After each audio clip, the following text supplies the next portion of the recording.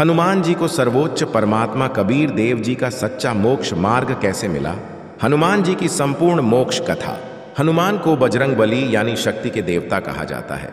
उनको संकट मोचन भी कहा जाता है, यानी बुराइयों व खतरों का नाश करने वाला। हिंदू भक्तों का मानना है कि हनुमान एक ऐसे भगवान हैं जो अपने भक्तों के रक्षक हैं। महान महाकाव्य रामायण हनुमान को त्रेता युग में भगवान राम उर्फ भगवान विष्णु के एक महान भक्त रामदूत के रूप में गौरवान्वित करती है। हनुमान एक दिव्य वानर थे जिन्होंने विष्णु अवतार राम की मदद की, उनकी पत्नी सीता की खोज करने और रावण की कैद से उसे छुड़वाने में। हनुमान ब्रह्मचारी थे और वे चिरंजीवी भी माने जाते थे। माता अंजनी और पिता केसरी से जन्मे हनुमान को केसरी नंदन भी कहा जाता है।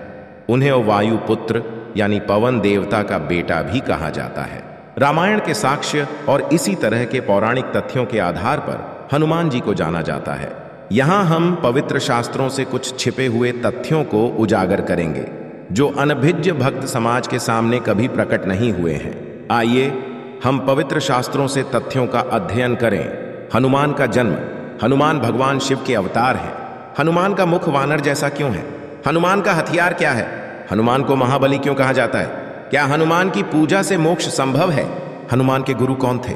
रामायण में हनुमान ने सर्वशक्तिमान कबीर देव की शरण ली। हनुमान का जन्म किष्किंधा में अंजनी और केसरी के यहाँ हुआ था, इसलिए उन्हें अंजने, अंजनी पुत्र, अंजनी सुता कहा जाता है। चूंकि वे वायुदेव के आशीर्वाद से पैदा हुए थे, इसलिए उन्हें पवन पुत्र भी कहा जाता है। आइए हम पवित्र ग्रंथों से तथ्यों का अध्ययन करते हैं जो बताते हैं कि हनुमान को पवन पुत्र क्यों कहा गया। हनुमान भगवान शिव के अवतार हैं। संदर्भ कबीर सागर में अध्याय हनुमान बोध। हनुमान कोई साधारण बालक नहीं थे।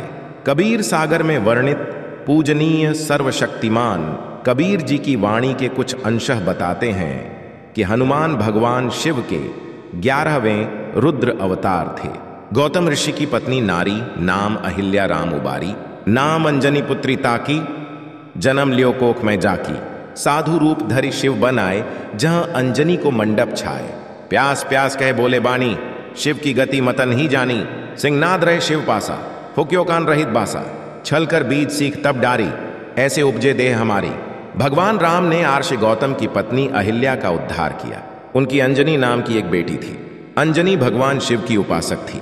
एक बार जब अंजनी पूजा में मग्न थी, तब भगवान शिव अंजनी के समक्ष आर्षि के रूप में प्रकट हुए और शब्द गाया, और वायुदेव की सहायता से उस नाद को अंजनी के कान में फूंक दिया।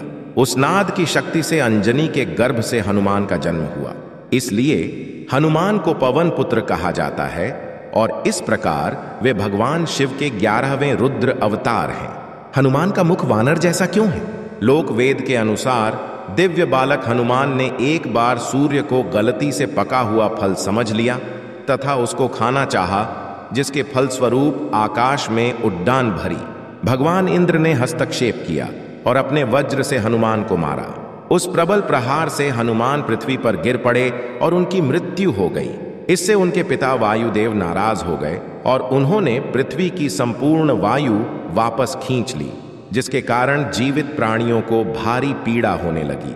तब भगवान शिव ने हस्तक्षेप किया और अपने 11वें अवतार को पूर्ण जीवित किया, जिसने वायुदेव को जीवन को पुनः स्थापित करने के लिए प्रेरित किया। ऐसी धारणा है कि इसके बाद से हनुमान का चेहरा बंदर जैसा हो गया। हनुमान का हथियार क्या है? हनुमान का हथियार गदा है, जो उन्हें भगवान विष्णु द्वारा प्रदान किया गया है। हनुमान को महाबली क्यों कहा जाता है? भगवान इंद्र ने हनुमान को वज्र की तरह मजबूत शरीर का आशीर्वाद दिया है। भगवान अग्नि ने हनुमान को आशीर्वाद दिया है कि अग्नि उन्हें कभी नुकसान नहीं पहुंचाएगी। भगवान वरुण ने आशीर्वाद दिया है कि जल हनुमान को कभी नुकसान नहीं पहुंचाएगा।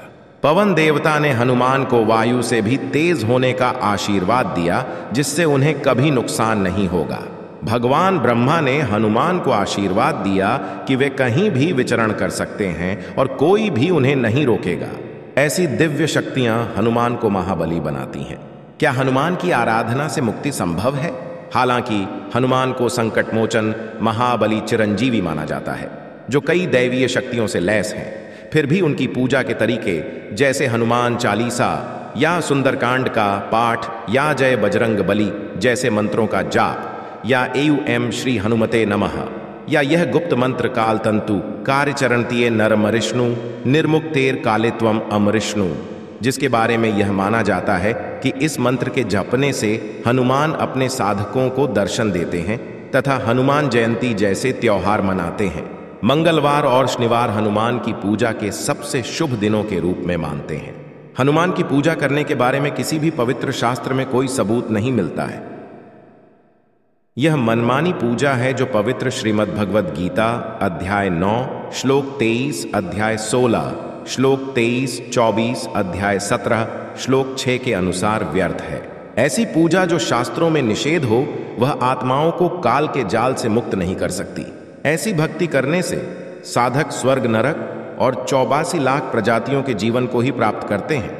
वे मोक्ष प्राप्त नहीं करते तथा जन्म और मृत्यु के दुष्चक्र में ही फंसे रहते हैं।